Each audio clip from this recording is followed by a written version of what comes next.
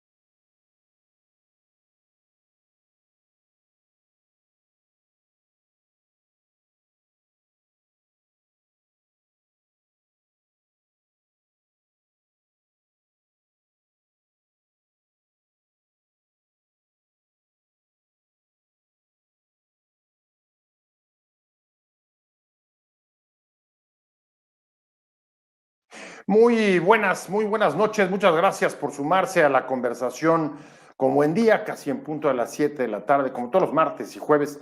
Estamos saliendo por WOW TV, canal digital a todo el país, por Regeneración Plural en el sureste y por mis redes, José Buendía MX, por Twitter, Facebook y YouTube.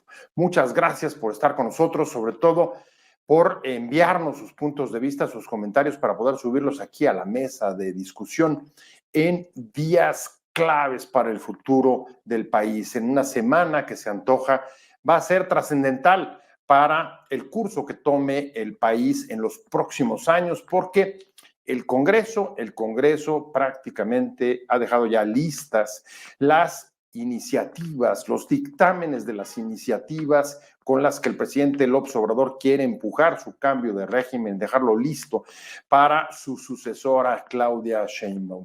Esta semana han sacado ya la reforma o el dictamen para la reforma que habrá de presentarse a partir del próximo lunes cuando inicie la siguiente legislatura sobre la reforma a la justicia, pero no es la única. También votaron en comisiones la relacionada con los órganos, con la eliminación, desaparición o absorción de los órganos autónomos como el INAI o como el IFT. Y también está lista para presentarse la de la Guardia Nacional y su adscripción a la Secretaría de la Defensa. Si no hubiera habido estos dictámenes esta semana en que concluye esta legislatura, no habrían podido ser votados, pero ahí están y van a llevarse la próxima semana a el Congreso, un Congreso que aún está por definir cuál va a ser su composición final después de que el Tribunal Electoral desahogue los cerca de 1,600 impugnaciones que tiene sobre la asignación de diputados plurinominales y el asunto de la sobrerepresentación, aunque se antoja francamente muy difícil y poco probable que vaya a haber mayores sorpresas en el Tribunal Electoral y que en todo caso confirmará la asignación que ya hizo el INE, otorgando mayoría calificada a Morena y sus aliados en la Cámara de Diputados y en el Senado, como hemos estado leyendo en los últimos días, no solamente se queda a 3, solamente para conseguir también la mayoría calificada que le permite hacer cambios constitucionales en el Senado, sino también que hay diputados de oposición, 3 de los que le faltan, que podrían votar con ellos y así conformar la mayoría absoluta que necesita para dichos cambios. Así están las cosas, es un asunto que avanza de manera vertiginosa y que ni siquiera ha podido ser, digamos, limitado, detenido, parado o por lo menos puesto en suspenso por las turbulencias que sacuden al peso de los mercados internacionales, que no solamente por factores externos, sino también internos, como la reforma a la justicia, están dando su sanción, una sanción que está siendo negativa para los mercados mexicanos que han estado cayendo persistentemente en las últimas semanas y, por supuesto, el choque que se ha abierto con el gobierno de Estados Unidos por declaraciones intervencionistas respecto de asuntos de la política interna como son precisamente estas reformas. Ahí tiene un panorama realmente complejo, un panorama realmente complicado. ¿Y quién mejor para poder platicar sobre este tema, sobre estos días que conmoverán, sin duda, perdón que lo diga de esta manera, pero creo que no me equivoco, conmoverán al país y a lo que podemos esperar de él en los próximos años? Y está con nosotros Dulce María Sauri, la expresidenta del CEN del PRI, y además, pues, una legisladora con muchísima trayectoria, ha sido diputada, senadora, ha tenido cargos diversos y además, me atrevería a decir, una protagonista de la vida política de este país, cuando menos desde hace 3 décadas. Dulce María, muchas gracias por estar con nosotros. Es un honor que hayas aceptado nuestra invitación.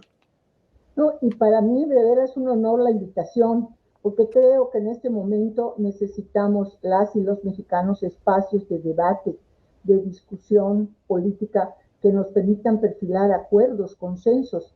Estamos verdaderamente urgidos de construir acuerdos y consensos, en que haya un respeto por los diferentes puntos de vista y una construcción de mayorías, pero basadas en la legitimidad del convencimiento, no de la imposición. Eso no fue lo que vimos esta semana, Dulce María. Lo que vimos en la Cámara de Diputados no fueron acuerdos, fueron francamente decisiones en bloque, la oposición y el sector oficialista, que finalmente tienen ya listos los dictámenes y los van a llevar la próxima semana en cuanto inicie la legislatura. No hay necesidad de acuerdos en este país hoy, o pareciera que los hay. Sí, realmente ese es el hecho, no hay acuerdos, pero esto no quiere decir que no estemos permanentemente pidiendo, argumentando, discutiendo a favor de la construcción de los acuerdos, que son los únicos que han podido sacarnos adelante en situaciones críticas. Y no creo exagerar, Pepe, si hablo de que los próximos 3 días son decisivos en la vida de la República. ¿Por qué los 3 días? Porque en ese lapso se va a resolver la distribución de la representación proporcional en la Cámara de Diputados y en el Senado de la República por parte de la Sala Superior del Tribunal Electoral. Si la Sala Superior confirma la resolución tomada por la mayoría de consejeras y consejeras del Instituto Nacional Electoral, Morena tendrá mayoría calificada, como bien señalaste, en la Cámara de Diputados en la próxima legislatura, y en el Senado estará a 3 senadores de lograrla. Así 3 es. senadores que incluso se ha mencionado que ya están apalabrados para que cuando se integren los grupos parlamentarios ya se definan claramente a favor de alguno de los de la coalición, no sé si de Morena o del Partido Verde. Dicho esto, hay otro elemento que surgió el día de ayer y que a mí me parece de la mayor importancia. Es un recurso interpuesto por Acción Nacional ante la Suprema Corte de Justicia para resolver la contradicción de criterios entre la Suprema Corte de Justicia y el Tribunal Electoral, su sala superior, en materia de asignación de la representación proporcional, que es el mecanismo mediante el cual se expresa la pluralidad en las cámaras de diputados y de senadores. Es muy interesante este punto, porque el recurso hace valer una sentencia de 1998, resultado de una acción de inconstitucionalidad que interpuso el Partido de la Revolución Democrática contra el Congreso del Estado de Quintana Roo, que había sacado una ley electoral en la que para poder tener acceso a las diputaciones plurinominales se necesitaba que los partidos políticos hubieran ganado al menos una diputación de mayoría. En aquellos años, 1998, el PRI dominaba totalmente la escena política de Quintana Roo y todavía buena parte de las legislaturas y de la política de los estados. Entonces, esa exigencia hacía que virtualmente no hubiera ninguna oportunidad de que la pluralidad que estaba surgiendo en Quintana Roo y en todo el país pudiera llegar a la Cámara de Diputados local. La Corte resolvió a favor de la pluralidad. Y aquí hay dos cuestiones bien curiosas, por no decir interesantes. La primera es que el PRD estaba presidido por Andrés Manuel López Obrador entonces, que fue quien firmó la acción de constitucionalidad. Y la persona responsable de desarrollar el proyecto que fue presentado al Pleno y que recibió el apoyo del Pleno en su conjunto fue ni más ni menos que Olga Sánchez Cordero. Dos personajes distinguidísimos del actual gobierno y desde luego tanto el presidente de la República como la actual senadora y secretaria de Gobernación en el papel entonces de defender la pluralidad contra el intento de acabar con las expresiones minoritarias. Entonces hay esa tesis de 1998 y la contradicción con la decisión de la Sala Superior del Tribunal Electoral de 2018, porque mucho ojo, Pepe, la Suprema Corte de Justicia no puede intervenir en asuntos electorales. La Suprema Corte de Justicia no puede decir cómo la Sala Superior va a resolver la asignación de las diputaciones de representación proporcional, pero lo que sí puede hacer la Suprema Corte es resolver contradicción de tesis. Y eso es lo que está solicitando el PAN y para lo cual hay ni más ni menos que solo 3 días. A ver, ese punto, desde luego, es muy interesante, Dulce María. El tema fue turnado al ministro González Alcántara.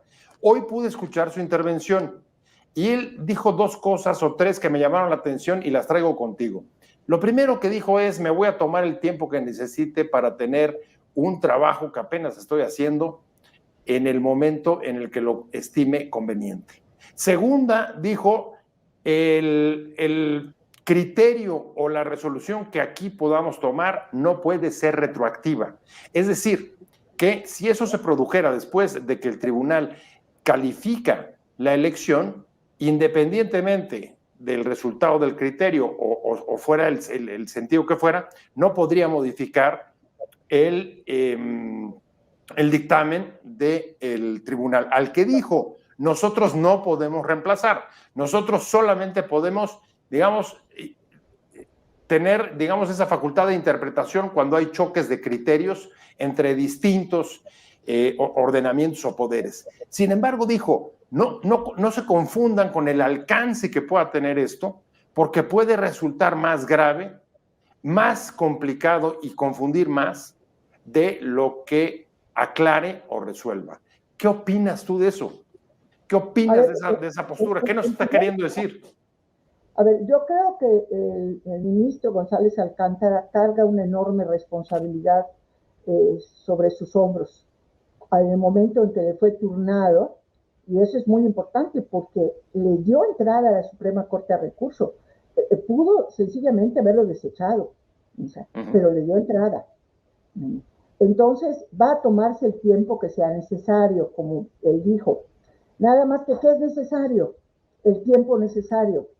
El tiempo necesario para escribir un epitafio para la democracia en México, o el tiempo necesario para resolver una interpretación de tesis que abone, como en 1998, por la pluralidad. Eso el ministro sabrá medir qué es necesario, cuál es el tiempo necesario para él. ¿Cuál es el tiempo debido? A ver, eso es interesante, dices, para escribir un epitafio o para, déjame decirlo de otra manera, rescatar la pluralidad, para seguir tus palabras. Y ahí yo te diría, para el segundo escenario, rescatar la pluralidad, ¿cuándo tendría que estar el dictamen del ministro González Alcántara? Antes del 30, para que cause efecto sobre la Sala Superior. Después, como bien dice el ministro, palo dado, nadie lo quita, ¿eh? O sea, una vez que haya resuelto la Sala Superior el recurso de reconsideración sobre la asignación de plurinominales y los juicios de protección de derechos, los JDC, que miles y miles de ciudadanas y ciudadanos interpusimos, una vez que lo resuelva y tiene plazo al día 30 de agosto, ya estuvo, se acabó. esa es la distribución. Y la Constitución es muy clara, porque dice la integración de la Cámara de Diputados se da a partir del momento 1 de septiembre que una vez habiendo rendido protesta el día de la instalación, que va a ser el 29, el jueves, una vez rendido protesta y empezar a funcionar la Cámara, que no lo hace en la sesión solemne, lo hace en la primera sesión ordinaria en cuanto hay un asunto que se vote en el Pleno. Entonces, ya no hay manera, se acabó y tendremos que vivir con las consecuencias de la sobrerepresentación para que suceda lo que el título de tu programa bien señala, Pepe, un cambio de régimen. ¿Cuál es tu expectativa real? ¿Qué es lo que esperas de los próximos días, digamos, de manera, no lo que deseas, sino lo que es posible? Que esa siempre es como, ¿no?, el punto clave de la política. A ver, bueno, primero tengo que decir qué deseo y qué espero. Yo espero un milagro. Un milagro que nos salve, como otras veces en México, cuando hemos estado al borde del abismo y una mano misericordiosa nos aparta del abismo. Pero, como bien dices, vamos a ver, vamos a comer realidades. Realidad es que la Sala Superior del Tribunal Electoral tiene posibilidades de enmendar la distribución que votó por mayoría el Consejo General del INE. O sea, hay argumentos muy sólidos. Por ejemplo, el voto particular de la consejera Claudia Zavala da una interpretación literal, letrística de la Constitución, cuando dice que ese porcentaje de sobrerepresentación del 8%, ¿ves? Es no de la votación nacional, no es un 8 que se dispara a todos por igual, sino el 8% de su propia votación. Entonces, esto atemperaría la sobrerepresentación que en este momento se tiene, porque el 8%, por ejemplo, del 9% que recibió de votación, o 8 puntos no sé qué, que recibió de votación el Partido Verde, mostraría el 9% de 8 es 1.8. Así es, alrededor de 1, así es. Sí, sí, quedaría en menos de 10. Menos de 10, entonces impediría que el Partido Verde tuviera asignación de diputados de representación proporcional, porque el Verde tuvo un número superior al 10% de diputaciones de mayoría. Y lo mismo sucedería con el Partido del Trabajo. Morena, desde luego, pasaría de 40 y... no, 50 y pico. Creo que tiene 51%. Sí, 51 por 60%, pasaría a tener 48%.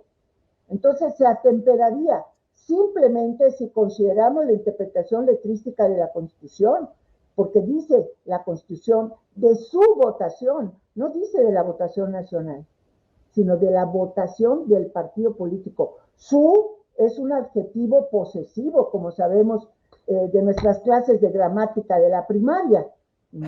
Y el posesivo se aplica a los partidos, a cada partido político. Ahora, tú hablas de un milagro, y déjame preguntarte, dices, siempre puede aparecer o siempre aparece de repente una mano que salva y puede cambiar el curso de la historia. Ese es el milagro del que te estás refiriendo. Yo te preguntaría, a ver, ¿cuál es el milagro? ¿Por dónde crees que pueda venir? ¿Por la Corte? ¿Por la presión que está ejerciendo Estados Unidos en el choque, pues cada vez más acre que está viviendo con el presidente de la República? ¿O por los mercados? ¿Por las turbulencias y la sanción al peso? ¿Tú por dónde crees que puede venir ese milagro para cambiar la sobrerepresentación? Pido el milagro. O sea, lo que me importa es el resultado. Que si le atribuimos el milagro a cualquiera de los actores políticos que has enumerado, está bien, siempre y cuando el resultado sea que se recupere la pluralidad en la Cámara de Diputados. Y además otra cosa, que es muy obvia, a la propia presidenta electa no le conviene lo que está pasando, ni siquiera para negociar con los suyos. Una cosa es construir una mayoría, inclusive en asuntos en los cuales no puede haber consenso, pero construir una mayoría mediante el diálogo, y cuando este diálogo se agota, después de haber tratado de encontrar puntos comunes para la negociación, y otra cosa es la imposición. Aquí el pasado, porque ya está a punto de ser pasado la legislatura que se va, a punto de ser pasado el presidente López Obrador, está imponiendo sus reglas al futuro. Y esto va contra toda lógica política de estabilidad del nuevo gobierno. Entonces, yo esperaría que en un acto de serenidad política y sobre todo de una proyección de largo plazo, una actitud de Estado, no de partido y mucho menos nacida del rencor o del capricho, hubiese una determinación que le diese al nuevo gobierno un espacio de negociación política que hoy por hoy está absolutamente cancelado. A ver, ese es un asunto realmente llamativo, Dulce María. A ver, López Obrador está llegando al final de su sexenio, en efecto, termina en poco más de un mes, después de haber llegado al poder en 18, con la promesa de un cambio de régimen. Y las condiciones para lograrla las obtiene justo ahora, en el epílogo de su mandato. Y como tú señalas, ya sobre las decisiones que van a afectar al gobierno de su sucesora. Antes, cuando los presidentes declinaban el poder o su poder hacia el final del sexenio, esta no parecía ser una discusión demasiado importante porque poco a poco se iba transmitiendo o iban siendo eclipsados por sus sucesores, pero no es el caso este. El presidente López Obrador está fuerte, es un presidente con más del 70% de aprobación y además tiene los votos, si se confirma la sobrerepresentación, para sacar su reforma, su cambio de régimen, en la lógica de que él piensa que con eso le despejaría el camino a su sucesora. Tú dices, es al contrario, no le despeja el camino, le genera una situación de crisis y de debilidad para el inicio de su administración. A ver, déjame hacer una comparación que no creo que le guste al presidente López Obrador si ve tu programa, con el presidente Carlos Salinas de Gortari. Decía hace un momento que Carlos Salinas salió con el 70% de aprobación general, ¿no? Carlos Salinas, su sucesor, fue Ernesto Zedillo, que sabemos que no era el candidato del PRI original, que era Luis Donaldo Colosio, que fue asesinado el 23 de marzo de 1994, y luego entró Ernesto Zedillo como candidato sustituto. Sin embargo, el poder de la presidencia de la República estaba depositado en la institución. Carlos Salinas concluyó su mandato y se fue a buscar la presidencia de la Organización Mundial de Comercio. La crisis que se desató a partir del 19-20 de diciembre de 1994, el llamado error de diciembre, descarriló esa pretensión del presidente Carlos Salinas. A lo que voy es que entonces, aún un presidente tan poderoso en lo personal como Carlos Salinas, la institución presidencial se impuso sobre la persona y el presidente Ernesto Zedillo condujo la presidencia de la República en medio de una turbulencia como nunca habíamos conocido en el país. En este momento hay una diferencia muy grande con el presidente López Obrador. El presidente no tiene a la institución presidencial atrás. Él la tiene en su maleta. Entonces me temo que cuando el presidente se vaya de Palacio Nacional, se lleve la institución presidencial en ella y le deje a la presidenta Claudia Sheinbaum las atribuciones formales de la presidencia, pero sin ninguno de los mecanismos políticos que permiten que funcione la institución presidencial, porque eso se los va a llevar él.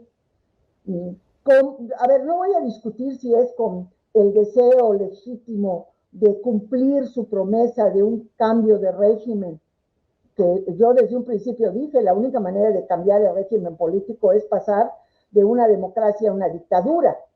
Esa es la única manera. Bueno, porque en democracia el régimen se modifica o se transforma mediante reformas, ¿verdad? No destruyendo a las instituciones. Eso lo dije desde el día 1 de este gobierno, no es de emoción del final. Entonces, él se lleva la institución presidencial cuando se vaya. Se ha dicho que es posible que intente la recreación de un maximato. Es posible, pero la situación de la sociedad mexicana es muy distinta a la de 1928-1929. Diametralmente. Entonces, podrá tener la intención de gobernar desde su rancho, pero aquello va a ser verdaderamente una tragedia, ¿no? Pero cuando dices se lleva la presidencia, ¿qué es lo que estás viendo, Dulce María? ¿Que en este sexenio se desestructuró la institución presidencial o que su liderazgo fue muchísimo más grande? Es uno de los líderes con más fuerza política en décadas. Que ese liderazgo fue o es más fuerte que las fuentes de poder presidencial, o que su sucesora no le ves los mecanismos para poder tomar las riendas a partir del 1 de octubre. A ver, el secreto de la transmisión pacífica del poder, desde que se conformó el Partido Nacional Revolucionario en 1929, era que la persona llamada presidente de la República concluía su mandato, pero la institución presidencial se mantenía, la figura presidencial se mantenía. Después de que se resolvió en abril de 1936 el diferendo entre el presidente Plutarco Elías Calles y el presidente Lázaro Cárdenas, cuando el presidente Cárdenas ordenó el exilio del presidente Calles, Semana Santa, por cierto, de 1936, a partir de entonces, el presidente de la República concluía su mandato y se iba a su casa. Hay algunos casos de que aceptaron ser embajadores, incluyendo las Islas Fiji, pero el presidente de la Madrid fue director del Fondo de Cultura Económica después, en el gobierno de Carlos Salinas, pero no eran en absoluto figuras políticas protagónicas en el país, ni siquiera en el partido, en el PRI, nada. Cuando digo que el presidente se lleva a la institución presidencial en la maleta, me refiero a todos esos poderes metaconstitucionales que una presidencia en un momento en que se concentró de nuevo el poder en el presidente de la República, en que se centralizaron las decisiones en la figura presidencial, no es transmisible eso. Yo quiero ver qué va a pasar con la presidenta Sheinbaum cuando se sienten las tribus de Morena a negociar con ella los apoyos a determinados asuntos que son de interés de la presidenta, como por ejemplo la naciente Secretaría de Ciencia e Innovación Científica y Tecnológica. Ajá. ¿Qué le van a pedir a la presidenta? ¿Qué le van a exigir? Y ya no hablemos de sus aliados políticos, significativamente el Partido Verde. El Partido Verde es muy bueno para negociar, es de naturaleza gobiernista. Entonces va donde está el poder, ¿verdad? Y sabe negociar muy bien con el poder en función de los intereses que tienen ellos. No es lo mismo que negocie el presidente López Obrador a que negocie la presidenta Sheinbaum. Me temo que vamos a volver a ver el periodo del pago por evento, yo le digo el pay-per-view del Partido Verde en las negociaciones internas. O sea, estoy hablando de cosas concretas, prácticas, de cuando se destruye o se deconstruye la institución presidencial y se sustituye por el poder de un solo hombre, de una persona. Esos son los riesgos. Porque antes, tuerto derecho, estaba la gran institución que se mantenía cuando se iba el presidente. Te doy otro ejemplo, Pepe.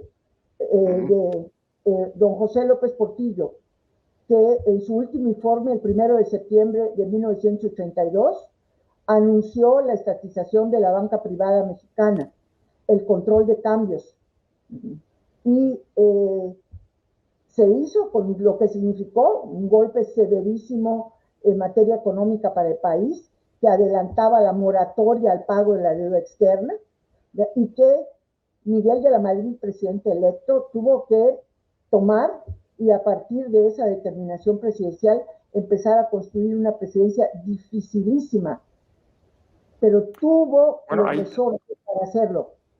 Ahí tienes justamente un ejemplo de una decisión del final de un mandato que marca el sexenio siguiente, lo que hizo López Portillo. Ahora, hemos hablado, o te has referido mucho a la fuerza, al poder de la institución presidencial, de López Obrador en particular, la posibilidad, como dices, de que se lleve la presidencia en la maleta, pero también jugará en el gobierno que tenga que enfrentar Claudia Sheinbaum, además de las tribus de Morena o de los grupos internos, la propia oposición. Y fíjate, hoy lo que estamos viendo, de hecho, todavía no tenemos la calificación final de la elección y ya estamos escuchando que en el Senado, por ejemplo, que le faltarían 3 senadores de acuerdo con la calificación del INE, ya hay 3 opositores que le entrarían al pago por evento al menos, para seguir tus palabras. Es decir, la oposición o la debilidad de la oposición, la destrucción de la oposición, quizá por vocación de autodestrucción, quizá también por haber enfrentado un liderazgo político que nunca entendió, es otra de las grandes ausentes en el final de este sexenio y en el principio del próximo. Coincido plenamente contigo.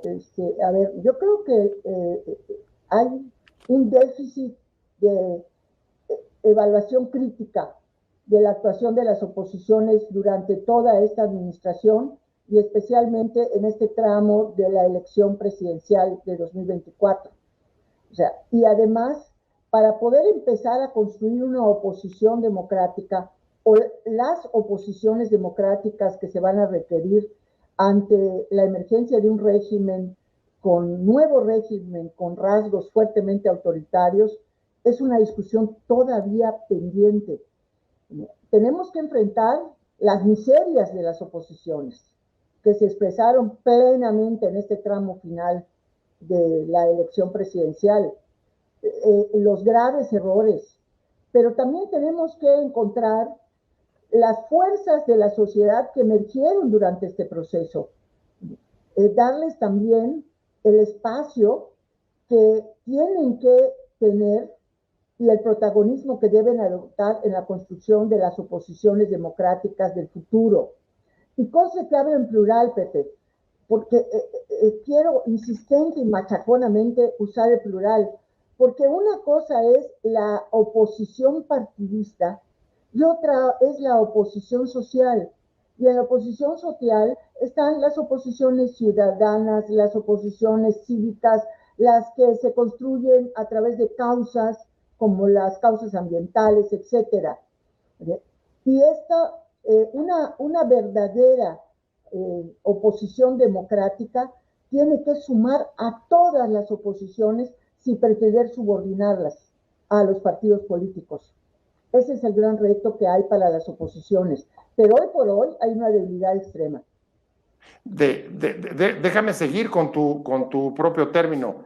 Las oposiciones y la pluralidad de oposiciones, y dentro de ella, que hay mucha variedad, Dulce María, y de distinto tipo, rango, nivel, etcétera.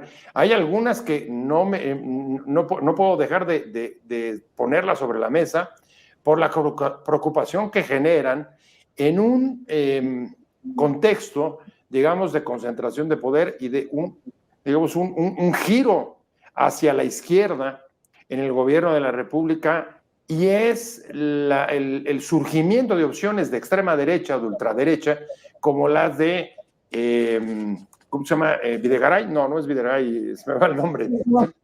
Sí, se me acaba de ir el apellido, perdón, me confundí, pero sabes a quién me refiero. Sí. que va a Eduardo buscar Velázquez. tener un partido político en cuanto se abra las posibilidades de registro el próximo año. A ver, ¿tú temes que un contexto así sea caldo de cultivo para el surgimiento de opciones de extrema derecha? A ver, desde luego que una polarización... Berasategui, perdón que te interrumpa, Berasategui, ya me acordé. Sí, Verástegui. Verástegui, perdón. Verástegui. Si vieras telenovelas, te sabrías muy bien el nombre. Mira, lo que pasa es que la polarización es caldo de cultivo de toda clase de extremismos. Y la exclusión también.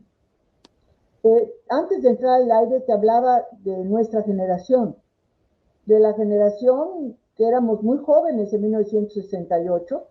Yo todavía estaba en segundo año de preparatoria entonces, en Mérida, pero que vivimos lo que fue el movimiento estudiantil y las secuelas del movimiento estudiantil, que enfrentó a un régimen político que se consideró estaba cerrado al cambio pacífico y se enfrentó con la fuerza de las armas. Ese ejemplo histórico lo traigo ahora nuevamente. Cuando un régimen se cierra, cuando se niega a aceptar la presencia de minorías que tienen otra visión, otros argumentos, otras razones, y se niega a darles espacios para su participación política, se generan esas condiciones. Estamos pensando en que surja un personaje, por ejemplo, del corte de Javier Milei en Argentina o de Jair Bolsonaro en Brasil. Pero también, por otro lado, estamos pensando que surja un personaje como Nicolás Maduro en Venezuela o Daniel Ortega en Nicaragua.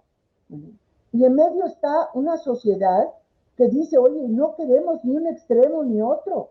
Lo que queremos es un país que transitaba hacia una normalidad democrática con tropiezos, trompicones, pero que había los canales básicos de diálogo y comunicación. Tan es así que en una oposición partidista como Morena, que apenas se fundó como partido político en 2014 y participó por primera vez en 2015, ganó la presidencia de la República en 2018.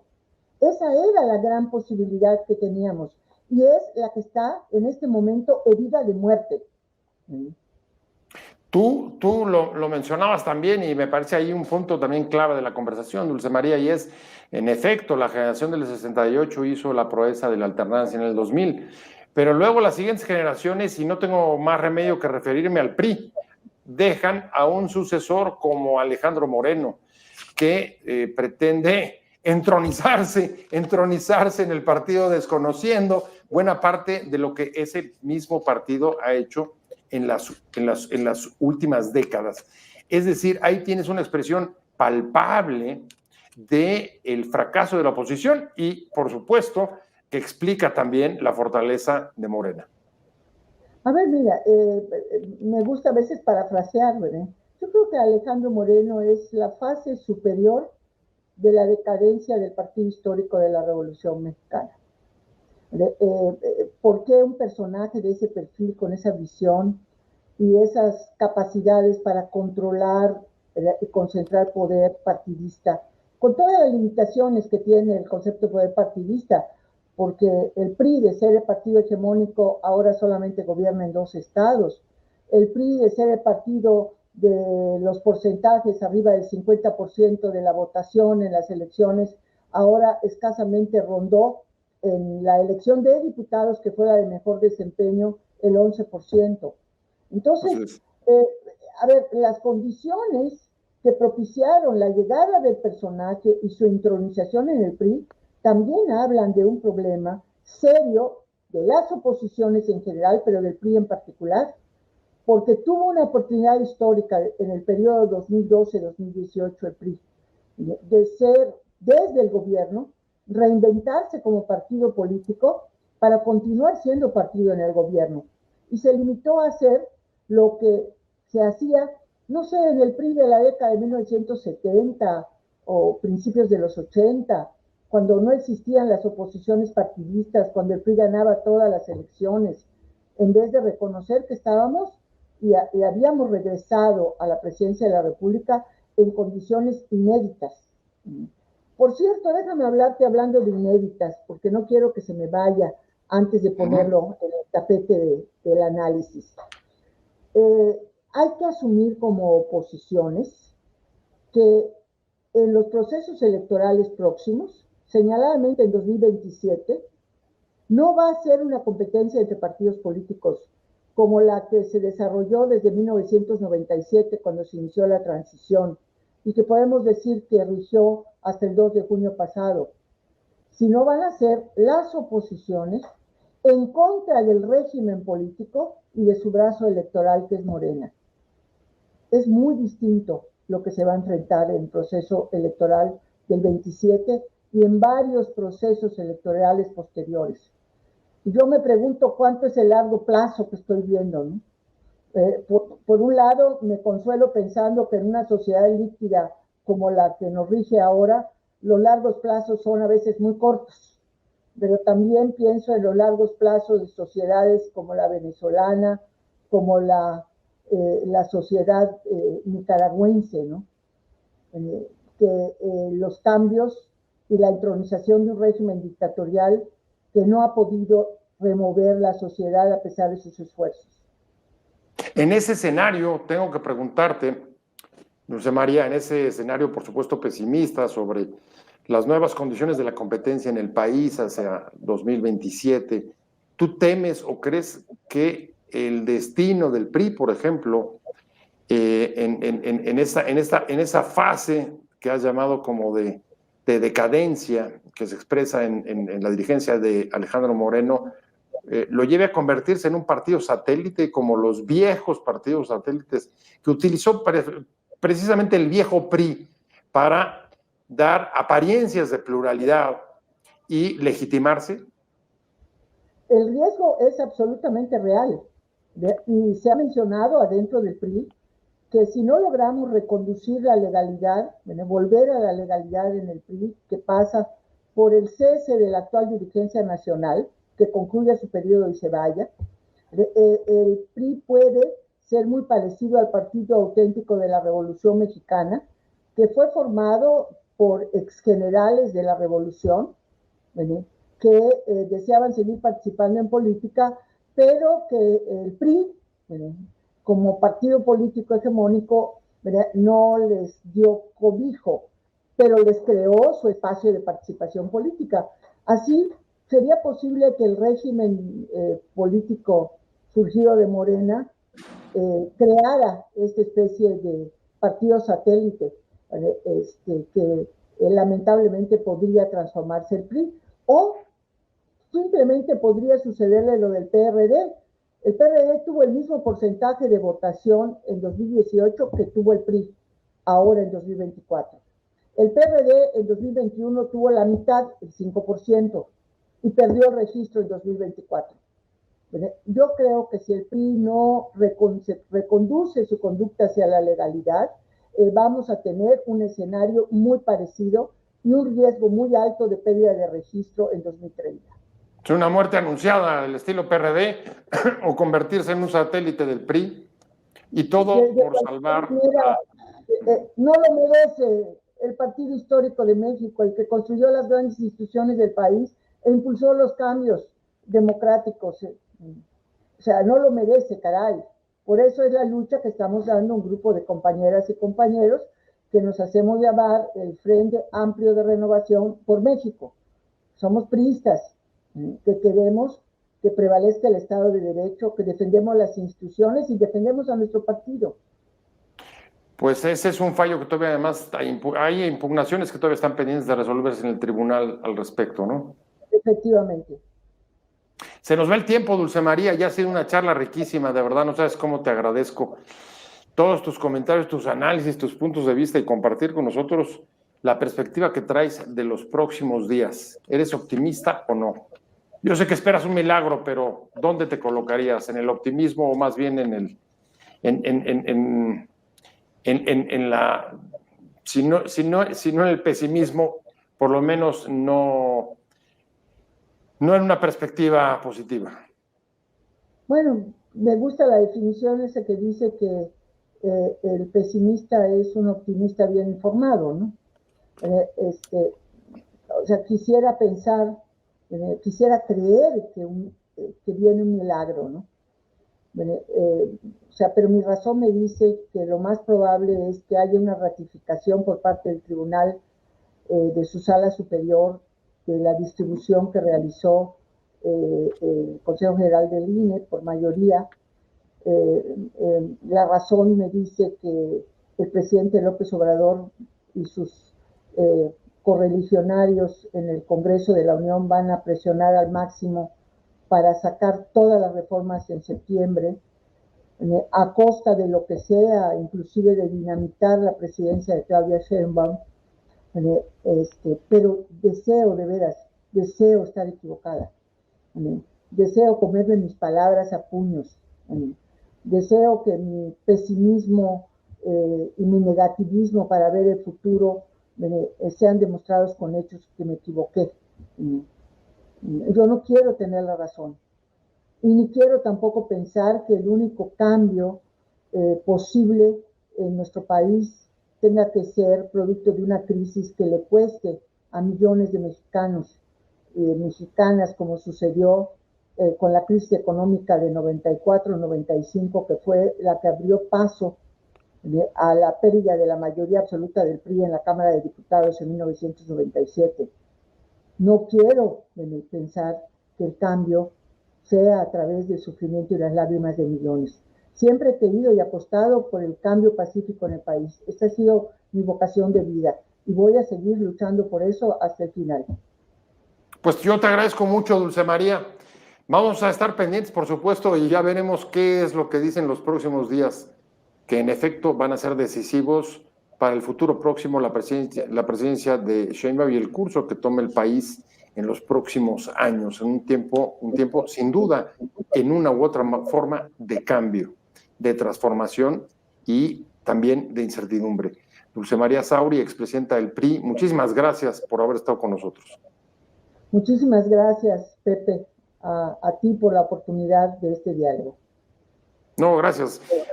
Estuvimos esperando también al diputado Juan Carlos Acosta, diputado electo de Morena. No sé qué le pasó, pero no llegó. De todas maneras, pues nos dejó este espacio para poder platicar con Dulce María, una discusión y sobre todo un análisis muy rico sobre la situación que está pasando. Gracias, muchas gracias a ella, pero también muchas gracias a ustedes, a todos los que nos enviaron sus comentarios. Recibimos muchos mensajes que les agradecemos y, por supuesto, muchas gracias a Fernando Robles, que es el productor de este programa y el que nos permite hacer la conexión y ampliar esta conversación, que pudimos transmitir a través de WOW TV, canal digital de Regeneración Plural en el sureste, y por mis redes José Buendía MX, por YouTube, por Twitter y por Facebook. Que tengan una muy buena semana y pásenlo bien. Hasta luego. Adiós.